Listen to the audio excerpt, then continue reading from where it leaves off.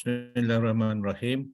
Assalamualaikum warahmatullahi wabarakatuh dan salam sejahtera semua. Bertemu kita sekali lagi dalam sesi CDL Connecting Dot Learning Hands-on Cluster IPG. Saya Dr. Abdul Hadi bin Makdawi, koordinator untuk CDL Cluster IPG, mengucapkan selamat datang kepada anda semua. Seperti biasa, pada petang ini kita ada dua slot. Slot pertama adalah sesi snippet bersama dengan Datuk Dr. Mehanda Singh, dan seterusnya akan disusuli dengan pembentangan yang akan disampaikan oleh Encik Muhammad Fakhur Rozi bin Ismail dari Institut Pendidikan Guru Kampus Ipoh. Baik. Untuk meneruskan acara, saya dengan ini menjemput Datuk Dr. Mehanda Singh untuk berkongsi ataupun meneruskan acara snippet. Silakan. Terima kasih kerana meluangkan masa untuk bersama bagi sesi kita pada hari ini. Memangnya, tajuk saya pada hari ini ialah PDP jika kita gagal merancang. Dalam pengurusan kita selalu menggunakan satu kata ungkapan, umpamanya, if you fail to plan, you plan to fail. If you fail to plan, you plan to fail. Maksudnya begitu pentingnya perancangan dalam apa yang kita lakukan. Dan kita tidak dapat lari daripada kepentingan perancangan yang perlu kita buat sebagai seorang guru. Mungkin perkara ini kita tidak begitu ketarakan, mengetengahkan dahulu kala kerana kita rasa pengalaman yang ada pada kita sudah cukup untuk membekalkan kita dengan ilmu dan bagaimana kita nak mengajar. Tapi ke depan ini, dalam 20 tahun yang kebelakangan, kita tahu bahawa teaching is where great teaching begins. Kalau anda lihat tajuk buku itu, where great teaching begins. Dan dalam sebuah buku, ya, Universal Teaching Strategies, saya banyak terbaca kerana penulisnya, Jerome Freiberg, itu adalah insyaallah saya semasa saya buat master saya. Dan buku dia terpapar di sini juga. So, ada banyak penulisan tentang PDP. Dan yang penting di antara yang diutarakan ialah persediaan, perancangan yang kita kena buat. Sebab itu, saya secara peribadi selalu percaya guru memerlukan masa untuk merancang. Kalau sesiapa bertanggapan bahawa bila cikgu mengajar 2 waktu atau 3 waktu, lepas tu dia ada free period, nama je free period. Tapi itu bukannya free period. Itu kadang-kadang adalah untuk final planning. Planning yang sudah dibuat. Tapi sekarang nak masuk pre-flight, in-flight, lepas dah mengajar kita buat post-flight reflection. Sebelum kapal terbang nak berlepas, itu pre-flight. Dan lepas tu dalam penerbangan in-flight, itulah masa kita mengajar. Dan selepas kita sudah habis mengajar sejam setengah atau 30 minit, maka itu sudah masuk ke fasa post-flight. Maka kita buat refleksi. What did we achieve, apa yang kita rancangkan. Of course, selalunya kita percaya, tapi ada masanya kita bertanya-tanya, kenapa ada sesuatu kekurangan? Kenapa ada sesuatu yang tak kena dari segi pemahaman murid kita? Maka itu menjadi kewajipan seorang guru. Kita tidak boleh lari daripada kewajipan itu. So, tajuknya ialah jika kita gagal merancang. Dan kepada pemimpin dan pengurus sekolah, kita jangan lupa kita mencari ruang, kita mencuri ruang dan peluang untuk guru-guru kita merancang. Perancangan itu sangat penting. Hari ini masanya bukan tahun 1965. Kita memerlukan masa untuk pelbagai perkara. This is fast-paced life. Bukan kehidupan zaman 60-an dan 70-an. Zaman sekarang, tuntutan terhadap hidup kita adalah banyak. jauh lebih berbeza daripada zaman dulu. Kerana tuntutan yang berbeza ni, yang lebih ini, maka masa itu adalah sangat penting. Next slide please. Perancangan PDP oleh guru adalah benang ya. The thread that cuts across curriculum. Kita terpaksa, walaupun kita ada curriculumnya, kita perlu fikirkan apa yang akan diajar. Perkara itu ada dalam minda kita. Apakah yang perlu dibelajar? Bagaimanakah ia perlu diajar? Apakah kaedah, strategi, style yang akan digunakan? Kerana setiap guru mempunyai stylenya tersendiri walaupun mengajar tajuk yang sama. Dan kita ada persediaan kita. Kita buat RPH kita.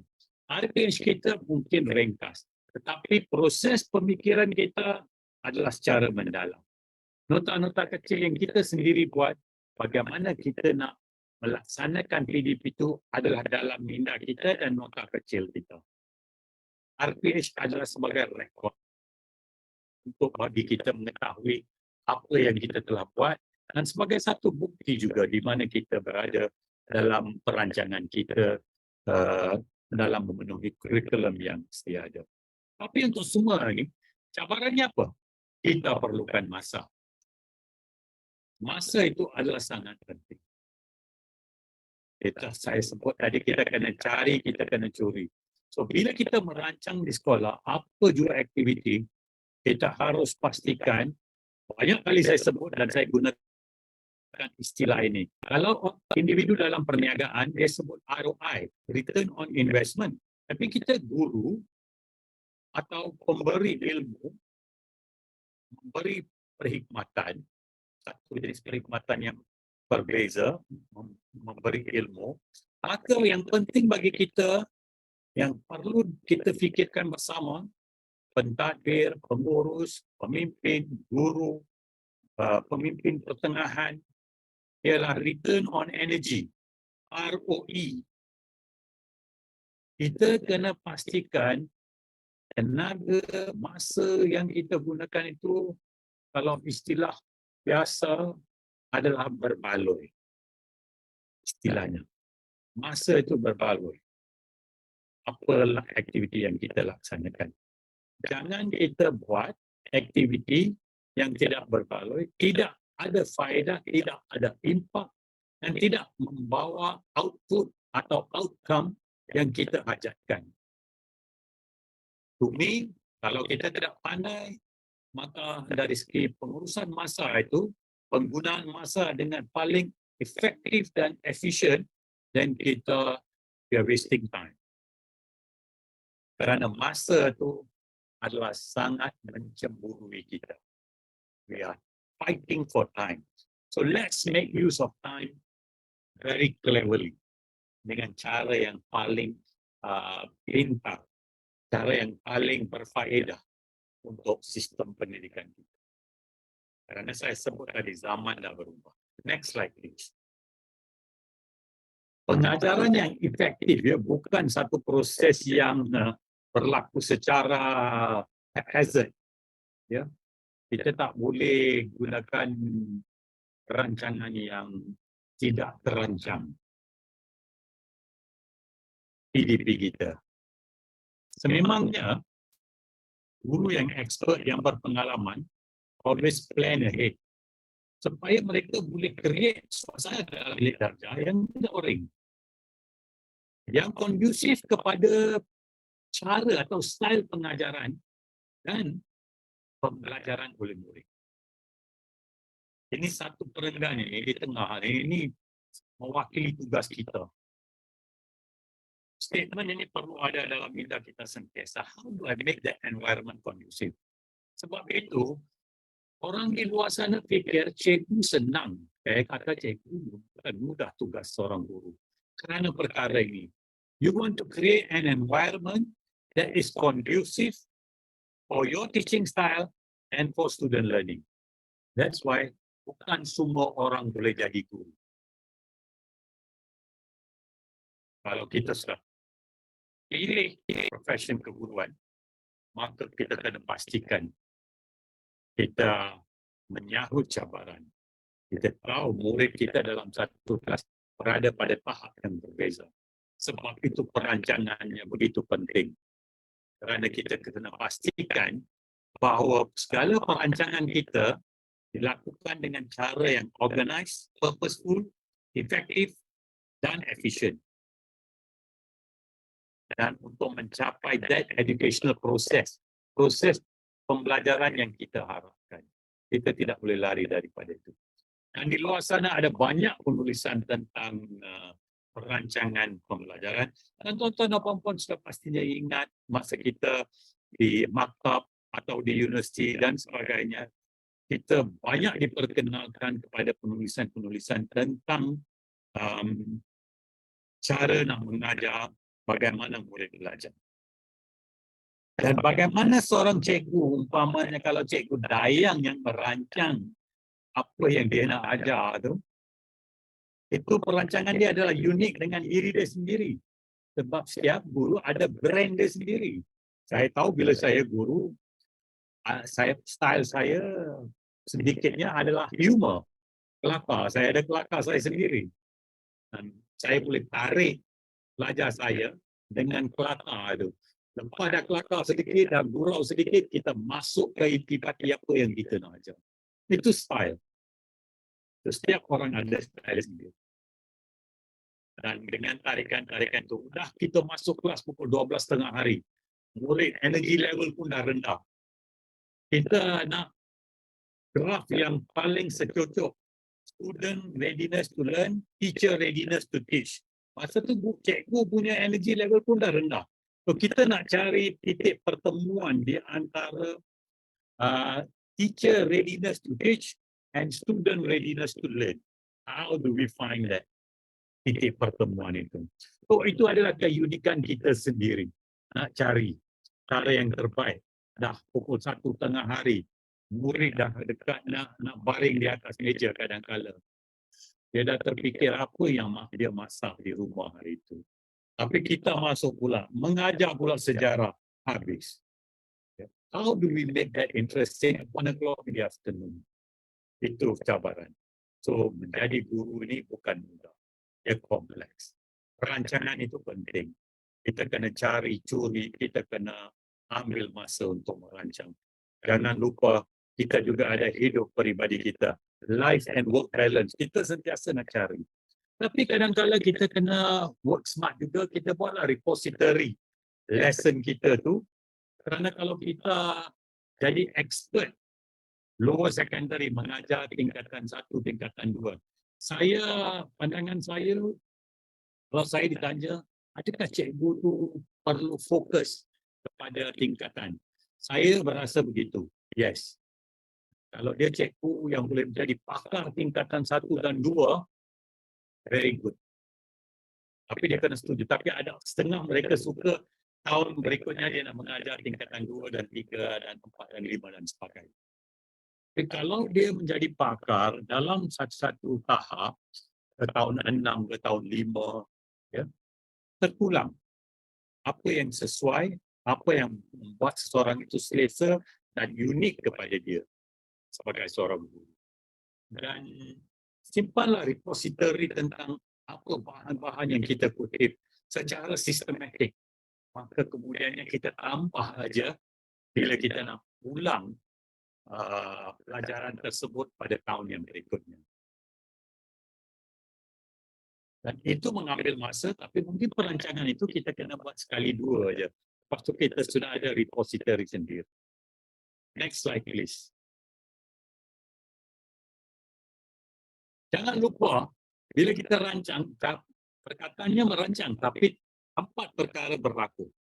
Penghayatan, apa tindak susul bagi perancangan kecil kita untuk PDP kita, bagaimana kita nak mengurus strategi, masa, aktiviti dan kelas, dan akhirnya membuat keputusan apa yang terbaik untuk kelas ini. Apakah pendekatan yang terbaik? Dan pendekatan dalam minda adalah penting. Saya banyak percaya pada visualizing. Umpamanya sekarang saya tahu saya akan bentang satu paper tentang teacher leadership pada bulan November.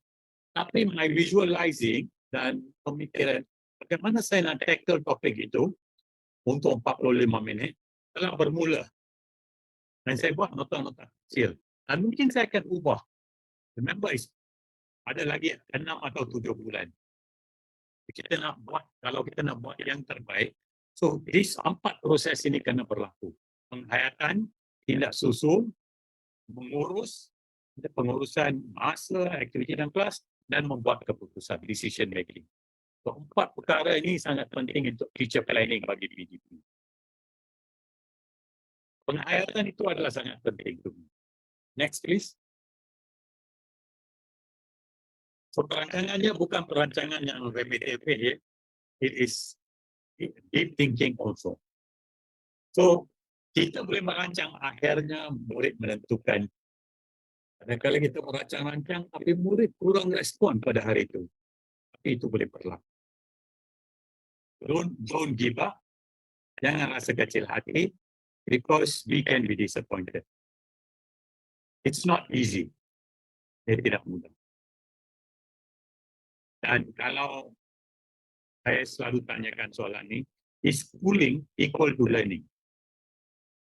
Or is schooling not equal to learning? Murid datang ke sekolah, maka kita bertanya, adakah mereka belajar? Did they learn? Atau they came to school, kadang-kadang berbulan-bulan, tapi tak belajar. Something mungkin tak kena. So, tuan-tuan dan puan, kita terpaksa fikirkan, dan saya seronok baca buku ini juga sekarang. What's my child thinking? Yang dipaparkan pada slide ini. What's my child thinking? Kerana kita kadang-kadang tahu apa yang kita rancang, kita juga nak tahu bagaimana kanak-kanak berfikir. So, tuan-tuan dan puan-puan, itu saja daripada saya. Kita masuk ke slide yang terakhir. Tuan-tuan dan puan-puan ingat bahawa saya selalu bacakan ungkapan ini, buku adalah beban latihan untuk minda, books are the training weights of the mind. Kita boleh dapat ilmu daripada pelbagai sumber, daripada makalah, daripada majalah, daripada jurnal dan sebagainya. Dan kita juga boleh dapat ilmu daripada sembang profesional kita dengan rakan-rakan. Kita tidak boleh terima pengalaman orang lain. No one can hand you experience, but they can hand you a book. They can hand you notes. They can share with you their thoughts. Right? So, itulah perkara-perkara yang kita harus pertimbangkan. Remember, if a child can't learn the way we teach, maybe we should teach the way they learn. You, all of you, are valued members of the education force of this team, and always be the amazing teacher that you can be. Terima kasih. Baik, terima kasih. Saya ucapkan kepada Datuk Dr. Mahendra Singh di atas perkongsian sesi snippet tadi yang bertajuk PDP jika kita gagal merancang. Semoga apa yang dikongsikan dapat kita manfaatkan dalam kerja buat kita sebagai seorang pendidik. Baik, seterusnya kita akan sambung dengan sesi perbincangan yang akan dibentangkan oleh Encik Muhammad Farul Rozi bin Ismail. Encik Farul Rozi ada ya di talian? Okay, apa khabar? Ya. Alhamdulillah sihat. Ya. Ya, baik. Encik Muhammad Farul Rozi akan menyampaikan pembentangan yang bertajuk penulisan artikel ruang dan peluang. Ya. Baik, sebelum saya menyerahkan kepada saudara Muhammad Farul Rozi, saya akan kongsikan sedikit sebanyak latar belakang penceramah kita pada petang ini. Ya. Baik, Cik Muhammad Farul Rozi bin Ismail ini pada masa ini sedang bertugas di jabatan sebagai pensyarah ya, di Jabatan Perancangan Penyelidikan dan Inovasi di Institut Pendidikan Guru Kampus Ipoh, Perak. Ya. Dia merupakan anak kelahiran Pangko, Perak, dan masa ini menetap di Kuala Kangsar. Memperoleh pendidikan di Sekolah Menengah Izzuddin, Sekolah Izzuddin Shah, ya, Perak. dan beliau memiliki ijazah sarjana muda Usuluddin ya, dari Universiti Melaya dan memiliki sarjana muzik ya, Master Music dari Universiti Pendidikan Sultan Idris. Dan kini beliau sedang dalam proses menamatkan pengajian PhD dalam bidang muzik di Universiti Pendidikan Sultan Idris. Ya. Baik, untuk tidak melengahkan masa, saya dengan ini menyerahkan kepada Encik Mahrul Rozi untuk meneruskan pembentangan. Dipersilakan, Tuan.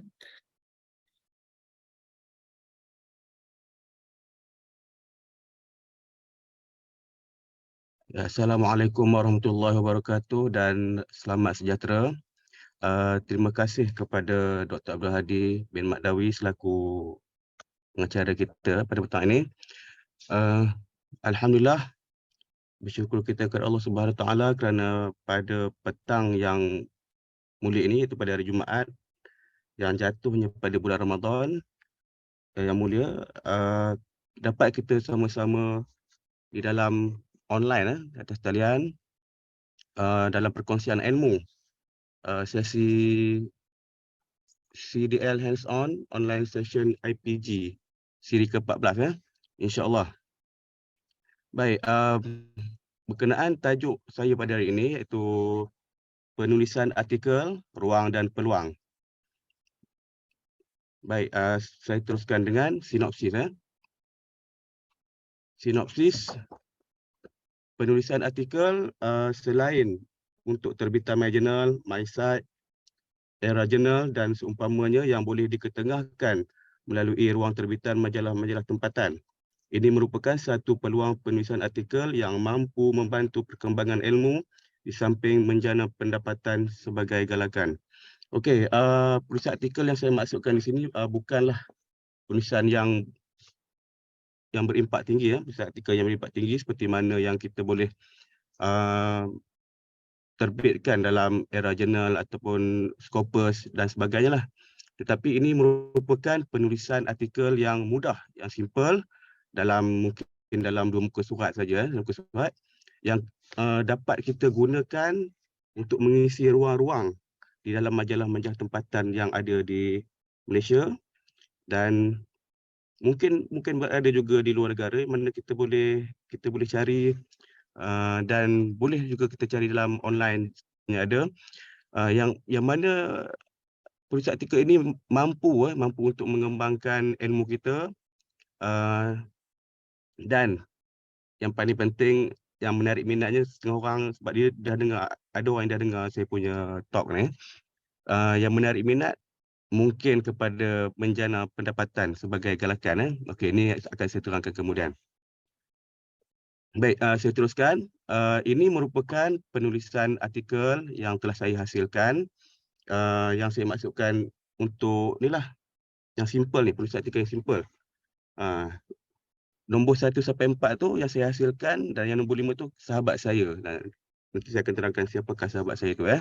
Okey, yang pertama, tajuk penulisan saya keindahan adat dan tradisi dalam masyarakat Melayu.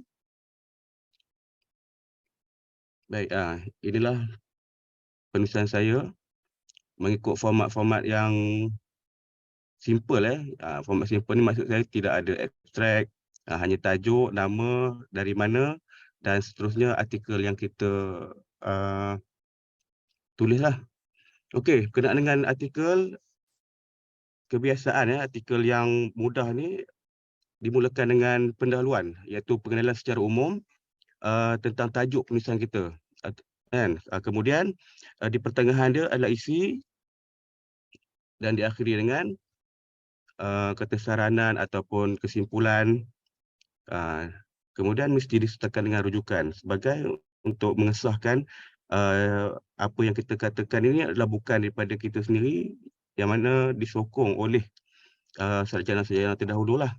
Okey, bagi pengisian berkenaan dengan keindahan adat dan tradisi dalam masyarakat Melayu, saya tulis berkenaan dengan adat yang bermula daripada kita lahir lagi, yang kebiasaannya masyarakat Melayu ni dia kata mengutamakan adat-adat yang merangkumi semenjak kita lahir sehinggalah kita meninggal dunia. Okey. Seperti kata kita lahir, sewaktu kita lahir, majlis ataupun upacara cukur jambul. Kemudian di pertengahan ataupun untuk kata dunia kanak-kanak dalam adat turun tanah, dan yang kata kematian ni banyaklah, ada yang kata tahlil ataupun baca Quran kan, baca Quran di kubur apa semua tu saya masukkan dalam ni. Dan kesimpulan dia yang saya nyatakan di sini adalah kata saduran daripada adat-adat dalam masyarakat ataupun agama lain yang telah diterapkan dalam Islam, kata yang tidak lari daripada syariat Islam yang boleh kita amalkan. Tapi ini bukanlah kata mesti diamalkan, tetapi boleh diamalkan mengikut kajian saya ni lah. Okey. Seterusnya, tajuk yang kedua, cintai negara satu tuntutan. Okey, penulisan saya ini bersempena dengan kemerdekaan. Jadi tajuk yang saya buat ni adalah berkenaan dengan cinta negara, tanamkan sifat kata mesti mempertahankan negara, dan kata tidak semestinya mempertahankan negara ni kita semua pergi berperang. Kan, maknanya kita mempertahankan tapi juga menuntut ilmu untuk kita kata mempertahankan daripada serangan-serangan jajahan dari segi ilmu. Okey. Saya teruskan lagi ya. Tajuk yang ketiga berkenaan dengan pasca PRU 15. Yang tajuk dia Kepimpinan Bertauladan Tonggak Kemakmuran Negara. Okey, ini tulisan saya ni setelah pilihan raya, iaitu setelah Perdana Menteri kita yang ke-10 mengangkat sumpah. Okey, berkenaan dengan tajuk Kepimpinan Bertauladan Tonggak Kemakmuran Negara ini bukanlah tujuan saya menulis ini untuk kata mengajar ataupun memberi panduan kepada Perdana Menteri untuk menguruskan negara, tetapi adalah bersifat umum.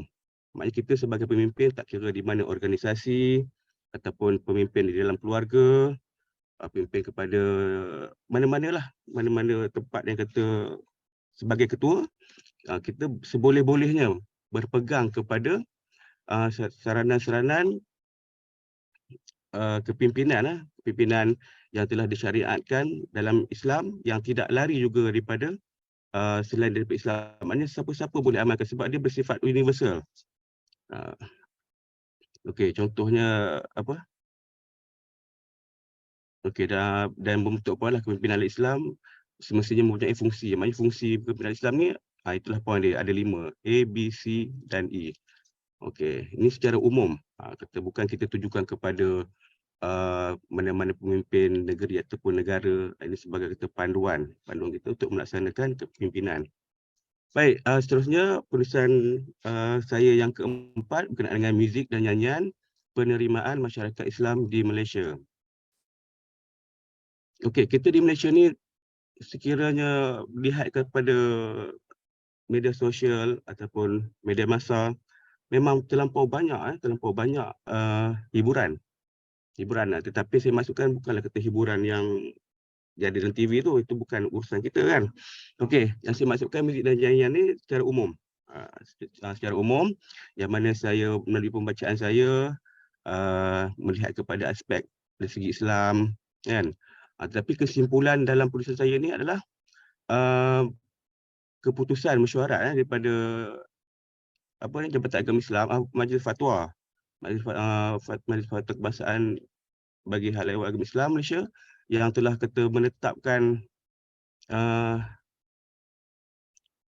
atau panduan nyanyian yang dibolehkan dan tak dibolehkan, ataupun untuk persembahan yang dibolehkan dan tak dibolehkan. Maknanya mengikut kepada yang telah ditetapkan oleh agama Islam lah di Malaysia. Bukan kata saya memandai-mandai nak meletakkan kata saranan-saranan nyanyian ataupun hiburan yang dibolehkan. Ini adalah berdasarkan kepada sumber rujukan. Okey, baik. Dan yang kelima berkenaan dengan pendidikan muzik dalam pemumpukan budaya perpaduan. Ini bukan tulisan saya, ini bukan tulisan saya, tapi adalah sahabat saya, itu Encik Mubin. Okey, tajuk ni telah dibincangkan dalam CDLS online session IPG yang siri ke-12 tak silap saya pada 31 Mac. Okey, ini merupakan penulisan beliau yang diringkaskan daripada pembentangan hari itu. Sebenarnya dia buat lama dah ni, pembentangan dia yang dibuat pada 31 Mac itu adalah secara detailnya. Dan ini adalah simpulan 2 muka surat saja debat. Namanya semua artikel-artikel yang saya hasilkan, Cik Mubin hasilkan ini adalah 2 muka surat sahaja, tetapi mesti berdasarkan mesti ada rujukan mesti ada rujukan. Okey, baik. Saya teruskan lagi Okey. Seterusnya adalah berkenaan dengan penerbitan. Yang mana penulisan yang 5 tadi tu ada kena-mengena ataupun berkaitan dengan penerbitan yang akan saya terangkan di sini iaitu penulisan saya yang pertama hingga ketiga telah dimasukkan di dalam majalah Budi. Majalah Budi ini adalah adalah terbitan daripada Yayasan Budi yang diketuai oleh Tan Sri Rais Yatim. Okey. Pada pandangan saya berkenaan dengan majalah Budi ni, dia ada 4 kali setahun. 4 kali setahun penerbitan, iaitu pada Mac, Jun, September dan Disember. Maknanya ini yang mana saya sempat join lah untuk saya sertakan penulisan saya dalam majalah Budi melalui 3 terbitan yang telah diterbitkan. Okey. Untuk majalah Budi edisi Jun 2021,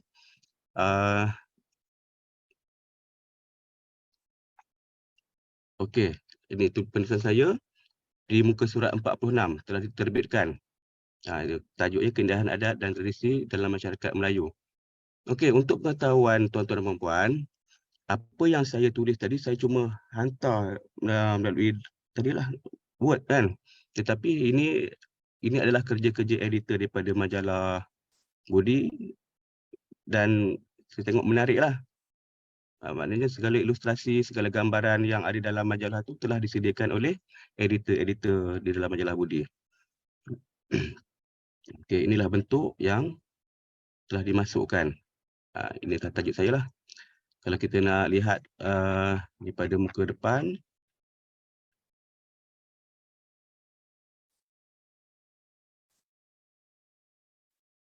Okey, ni majalah Budi Jun 2021. Kita tengok sidang redaksi, ketua editor yang Senator Tan Sri Datuk Sri Utama Dr. Yatim. Okey, diterbitkan oleh Yayasan Budi. Okey, ini adalah kandungan yang ada dalam majalah Budi yang kita boleh tengok. Maknanya tidak hanya menumpukan kepada suatu tajuk ataupun suatu aspek, tetapi dia lebih kepada apa-apa tajuk yang kita boleh masukkan bersesuaian akan dimasukkan.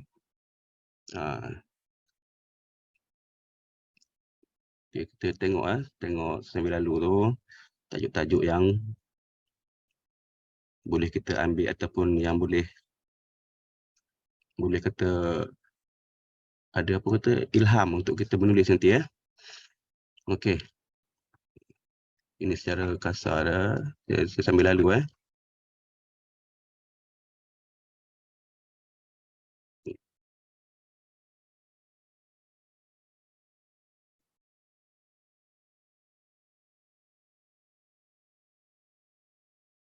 Baik, saya teruskan dengan seterusnya berkenaan dengan terbitan yang kedua. Terbitan penulisan saya kedua dalam majalah Budi untuk edisi September 2022 pada muka surat 12.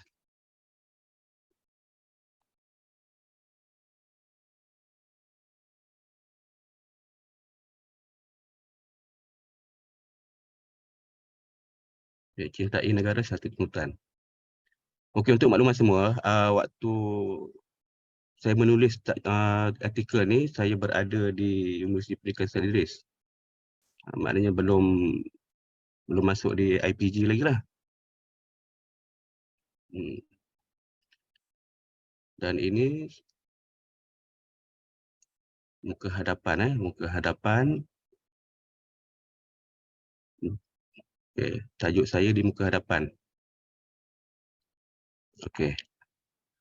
Dan kita tengok tajuk-tajuk yang terkandung dalam edisi kali. Okey, tengok tajuk dia.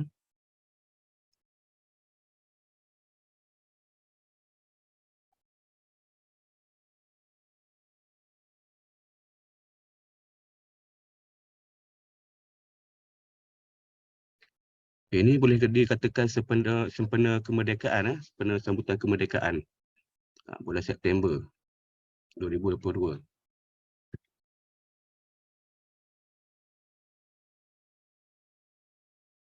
Kemudian untuk tajuk yang ketiga, di dalam majalah Budi edisi Disember 2022 pada muka surat 5.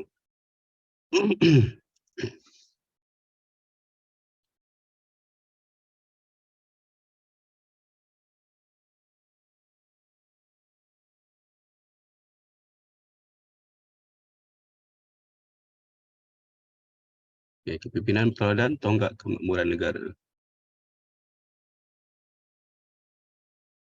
Ini penulisan terbitan setelah Perdana Menteri 10 kita angkat sumpah. Okey, kita tengok muka surat. Okey, kulit. Masih lagi ada tajuk saya di sini di kulit buku. Alhamdulillah. Okey, kita tengok kandungan-kandungan yang ada tajuk berkenaan. Kita tengok ini lebih kepada politik lah, banyak kepada politik. Tetapi masih ada juga berkenaan dengan budi, contohnya budi dalam pembinaan peradaban, ada bahasa, bahasa dalam dalam kempen pilihan raya, ada juga sifat nilai-nilai murni dan amalan yang dituntut. Okey, ini bermaksud majalah budi ini dia bukannya berfokus kepada satu perkara, tetapi dia mengikut kata peredaran ataupun apa yang berlaku yang kata semasa lah, apa yang berlaku semasa. Tetapi yang saya faham majalah budi ini dia lebih kepada seni budaya, adab, adat, itu. Cuma dia masukkan sekali isu-isu semasa.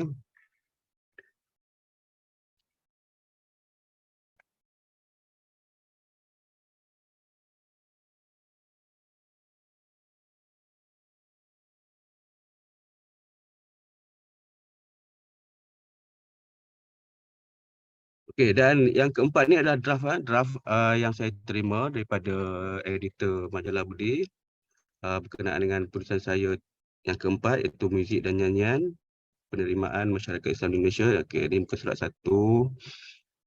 Kita tengok ilustrasi dia memang cantik. Maknanya nampak penulisan kita tersusun, nampak tersusun. Okay.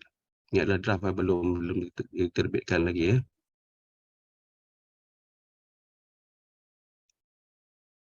Okay, ini muka surat 2, draft.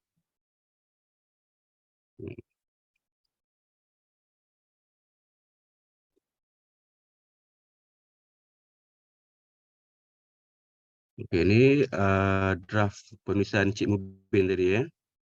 Pendidikan muzik dalam pemupukan budaya perpaduan. Okay, cantik, memang cantik. Menarik lah kalau orang kata baca, tengok. Menarik minat kita untuk membaca.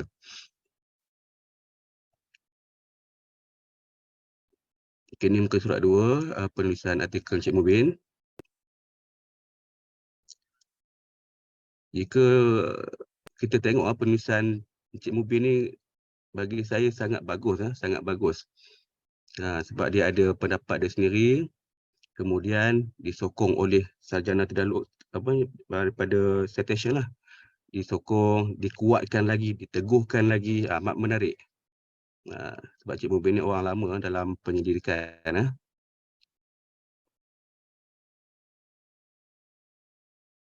Baik, kita saya teruskan lagi dengan Saguhati. Okey. Saguhati. Sebenarnya penulisan saya ni saya masukkan untuk terbitan, saya pun tak terfikir berkenaan dengan Saguhati. Tak terfikir.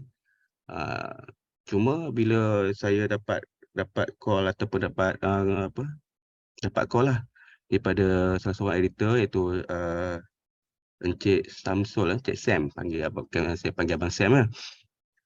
Dapat call, dia kata, cikgu ada sikit Saguhati untuk penulisan dalam majalah Budi. Inilah yang saya katakan tadi, dapat menjana pendapatan sebagai galakan. Maknanya bila kita dah tahu ada pendapatan ni, seronoklah. Tapi saya tak tahu berapa. Pada saya tak tahu berapa. Tapi bila dia masukkan, kita tengok ni conversation saya. Okey, tajuknya keindahan adat dan tradisi dalam masyarakat Islam. Okey.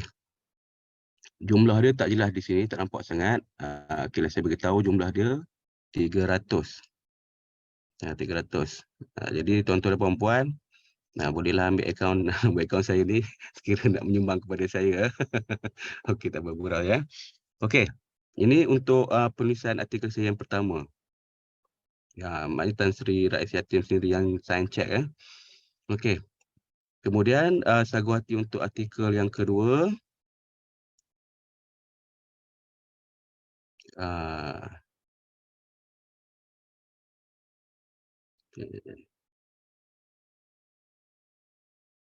Saguhati penulisan majalah Budi RM300.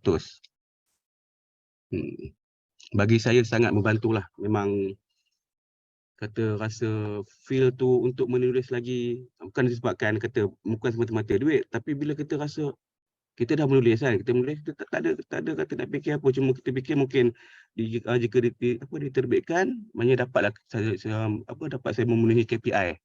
KPI saya untuk menulis sekurang-kurangnya dua penulisan kreatif ataupun satu lagi. Maknanya dapatlah capai ada markah situ. Maknanya satu penulisan dapat 10 markah dan markah penuh di 20, maknanya untuk 2 penulisan lah. Saya lebih kepada itu, tapi bila dah ada rezeki bagi 300, alhamdulillah. Dan inilah yang patut saya kongsi, bukan kongsi amount yang saya dapat, tetapi kongsi ilmu untuk tuan-tuan dan puan-puan.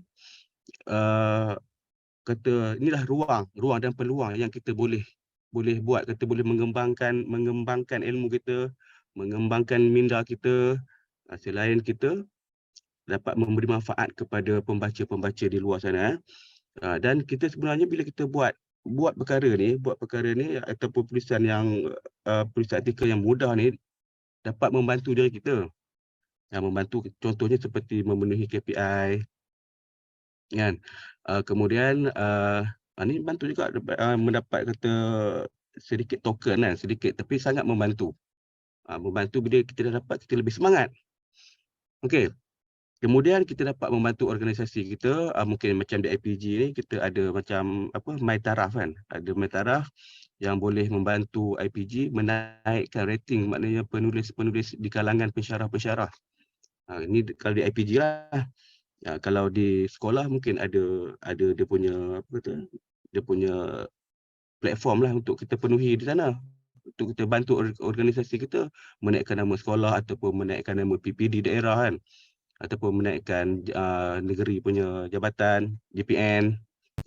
Maknanya kita membantu untuk menyeronokkan orang atasan kita supaya seronok bekerja dengan kita, dan kita seronok bekerja dengan orang atasan kita, insya-Allah. Okey, saya rasa sekian, terima kasih. Setakat itu saja yang dapat saya sediakan untuk sesi perkongsian ilmu pada petang ini. Alhamdulillah. Dan saya doakan semoga pendengar-pendengar ataupun audiens dapat mengambil apa yang baik daripada saya ni, supaya terus maju dan maju untuk membantu diri kita, membantu organisasi dan sebagainya lah, insya-Allah. Okay, terima kasih. Okay, saya serahkan kembali kepada Dr. Abdul Hadi, insya-Allah. Okey, terima kasih Cik Muhammad Bahrul Razi bin Ismail atas perkongsian tadi. Jadi sekarang ni saya bukalah ya pada audiens semua, pada yang berada di talian sekarang ni, bolehlah mengemukakan soalan ya untuk kalau ada apa nak tanya ya. Atau kalau tak boleh tak dapat tanya cara terus, boleh gunakan kita punya ruangan chat itu ya. Okey, saya buka untuk Q&A session ya, kalau ada.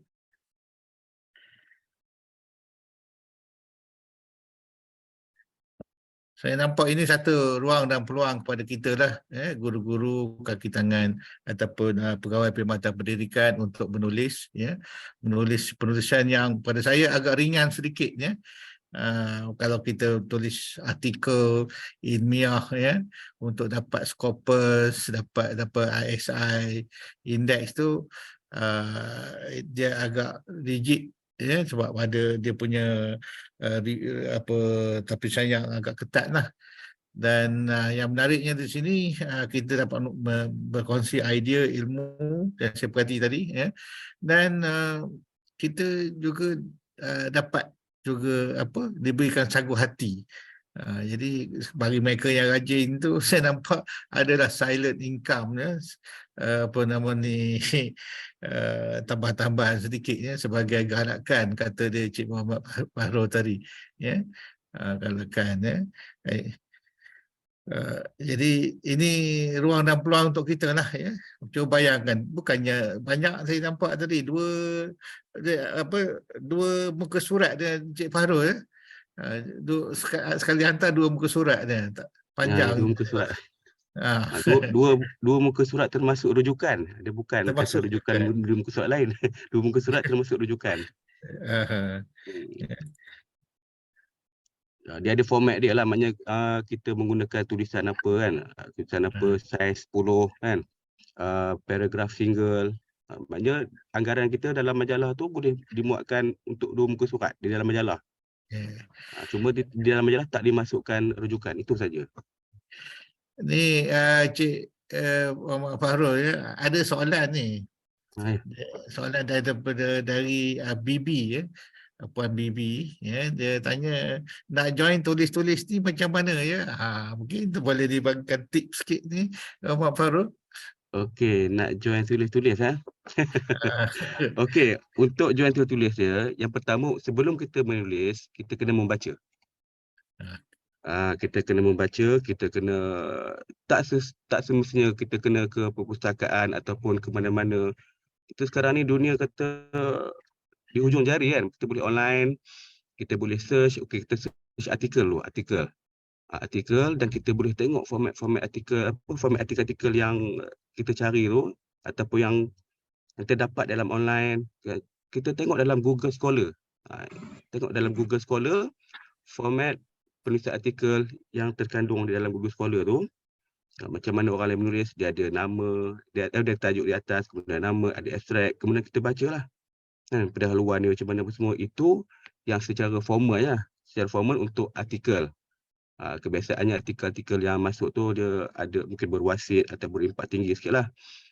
Itu mungkin dalam 7 muka surat, 8 muka surat, yang 16 muka surat pun ada artikel kan, macam-macam.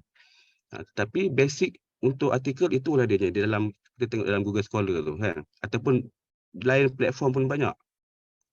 Untuk kita kalau di universiti kita tahulah platform-platform dia.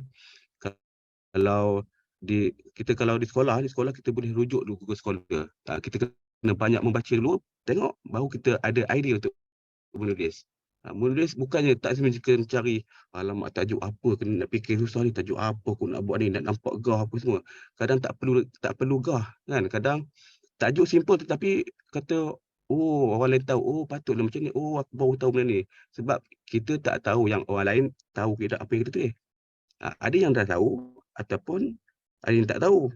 Kadang yang dah tahu tu dia menambah ilmu lagi orang yang baca tu. Jadi menulis tak semestinya kena betul-betul kata nak kena fokus.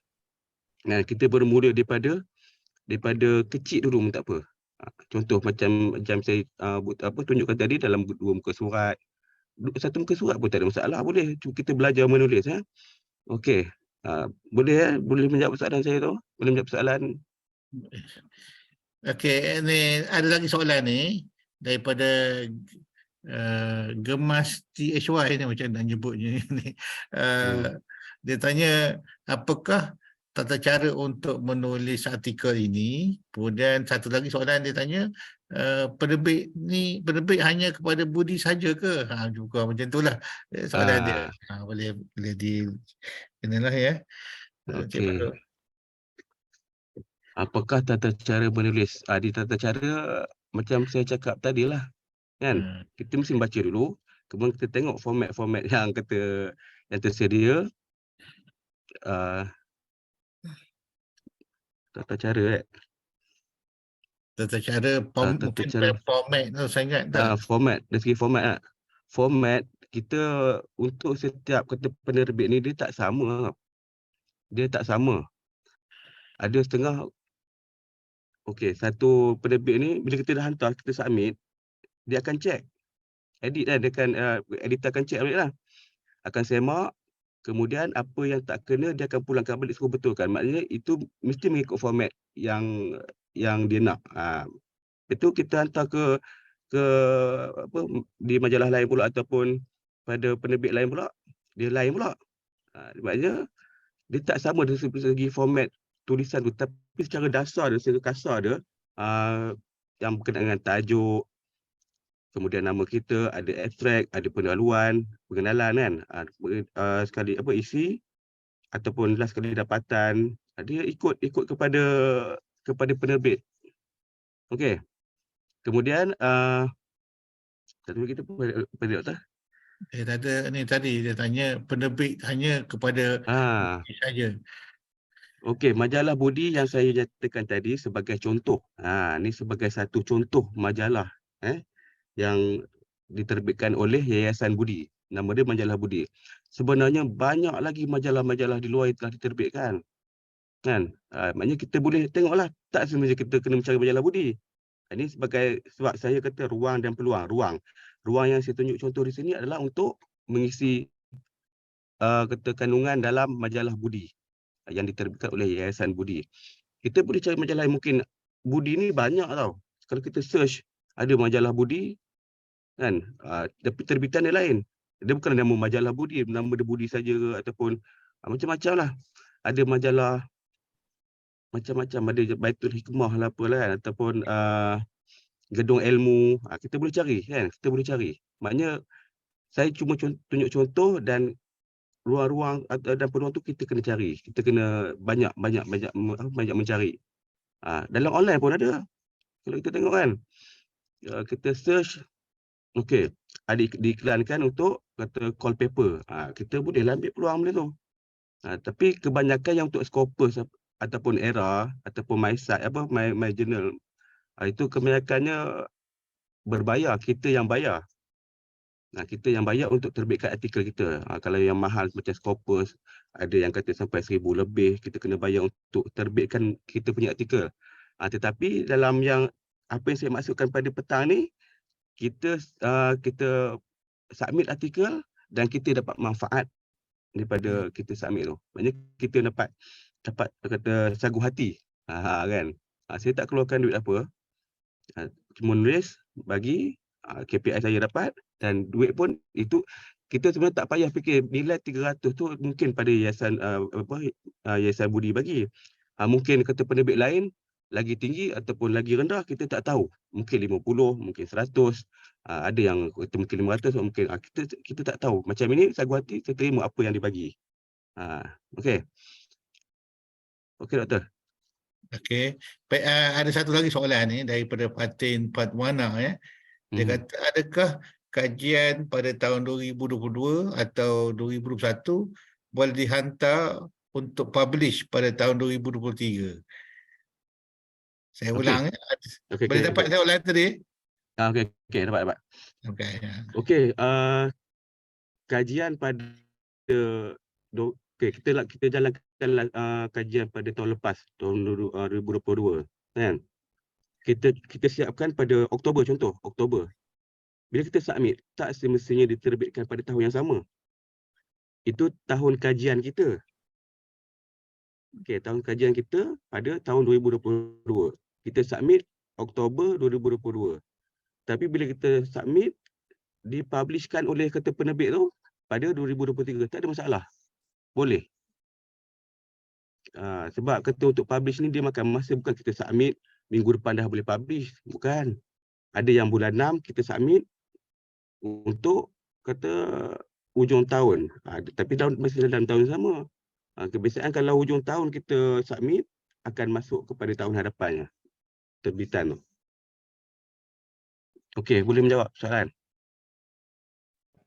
Baik, kita masih ada masa lagi ni. Jadi saya buka lagi lah ya pada apa yang ingin bertanya ya.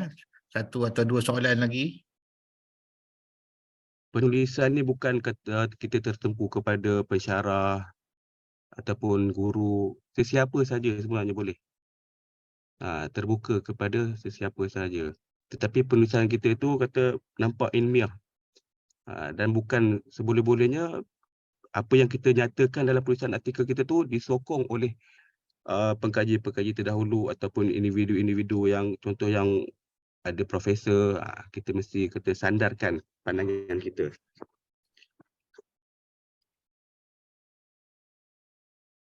Maknanya kita memang kena membaca jugalah ya untuk kita nak buat Ah, citation, Kena membaca. rujukan ya. Ya, ya.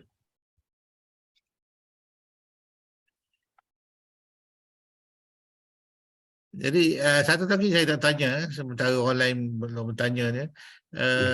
Biasanya penulisan macam ni dia punya fokus pembaca tu siapa ya?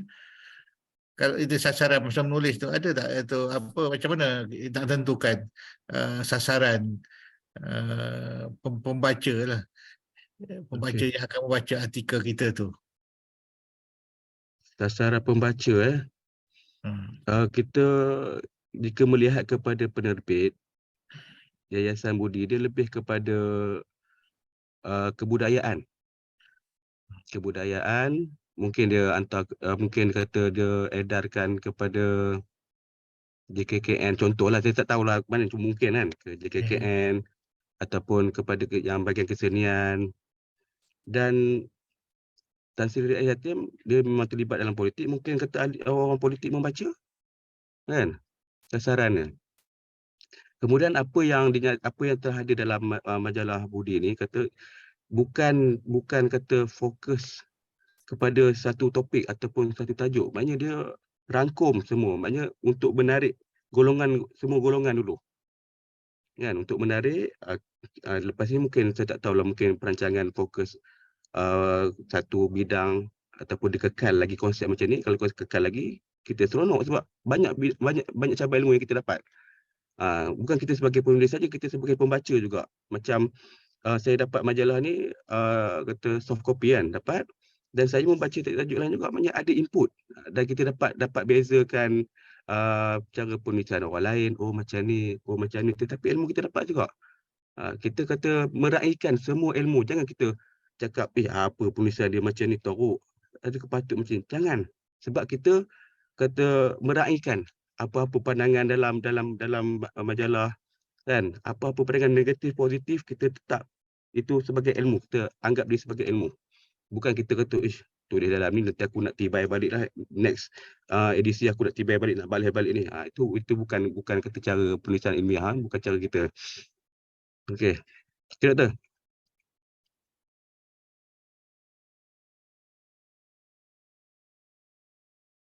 Okey ya, baik, ada soalan bertanya tentang link kehadiran. Link kehadiran akan di share lah ya nanti ya. Mungkin sikit masa lagi. Minta tunggu dululah ya. Okey, biasanya di hujung rancangan tu baru kita upload apa tu link kehadiran tu. Ya. Baik, sekarang ni kita masih ada masa lagi. Ya. Cik Muhammad Fahrul Razi ni kita apa nama ni, kita antara orang yang dikenal pasti banyak membuat penulisan, ada pengalaman. Jadi saya cadangkan tuan-tuan dan puan bertanyalah ya, apa saja berkaitan dengan penulisan ataupun berkaitan dengan pengalaman beliau dalam penulisan artikel ni ya. Ya. Ni ruang dan peluang pada kita ya. Sementara masa-masa ada lagi ni, saya buka lagi lah satu atau dua soalan lagi kalau ada. Ataupun tuan-tuan dan puan, kalau tak nak tanya pada melalui ruang meeting chat tu, boleh tanya terus ya kepada Cik Muhammad Rozi di talian. Jadi ya, tanya terus. Ramai kat sini, kita nampak ada 100 lebih hari ni ya. 118 orang sekarang ni. Mungkin Urustia boleh share kot. Ini apa tu? Okey. Saya nampak apa tu? Kita punya pautan kehadiran telah pun keluar ya. Bolehlah klik link itu, pautan itu ya. Untuk apa nama ni diisi bagi memperoleh e-sijil ya, yang akan dihantar kepada tuan-tuan dan puan melalui email ya. Saya masih lagi menunggu soalan ya. Tengok kalau tak ada, kita tunggu sedetik dua lagi ya. Nampak jelas lah ya, saya baca sini komen-komen ni nampak yang beritahu penerangan yang jelas ya. Tahniah lah ya Muhammad Fahrul Razi atas penyampaian tadi ya. Jelas. Baik, saya ulang sekali lagi ya, bagi mereka yang mungkin tak perasan ya, pada ruang chat itu ada link ya, link kehadiran ya. Jadi bolehlah mendapatkan link kehadiran itu untuk diisi bagi memperoleh e-sijil ya, sijil kehadiran untuk kita pada petang ini ya. Baik, saya rasa kita dah sampai ke penghujung sesi ya, sesi untuk CDL hands-on online session IPG bagi siri yang ke-14 pada hari ini. Saya sekali lagi bagi pihak CDL ya, mengucapkan berbanyak terima kasih kepada Encik Muhammad Fahrul Razi bin Ismail di atas perkongsian yang amat menarik sebentar tadi ya. Banyak maklumat yang dikongsikan, ruang dan peluang yang dikongsikan dengan kita semua ya. Dan saya percaya apa yang dikongsikan itu ya, banyak manfaatnya kepada kita semua sebagai seorang pegawai perkhidmatan pendidikan ya, ataupun lebih tepat lagi sebagai seorang guru ya. Baik, jadi kita tangguhkan dululah ya sesi kita pada hari ini. Kita jumpa lagi CDL hands-on online session IPG untuk siri yang ke-15 pada minggu yang biasanya kita akan buat pada hari Jumaat ya, pukul 3 petang ya. Jadi kita mohonlah ya, kita jemputlah kepada semua warga pendidik untuk bersama-sama kita pada petang Jumaat untuk kita mendengar ya perkongsian melalui sesi snippet oleh Datuk Dr. Mahendra Singh dan perkongsian yang menarik daripada pembentang-pembentang yang didatangkan khas ya untuk berkongsi-kongsi input dengan kita semua.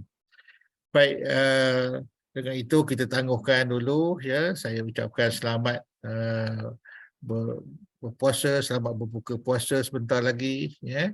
Dan selamat tambah lagi kita akan sama-sama menyambut hari raya insya-Allah ya. Selamat hari raya Aidilfitri. Sekian, wabillahi taufiq wa hidayah. Assalamualaikum warahmatullahi wabarakatuh. Kita jumpa lagi. Terima kasih semua. Waalaikumsalam warahmatullahi wabarakatuh.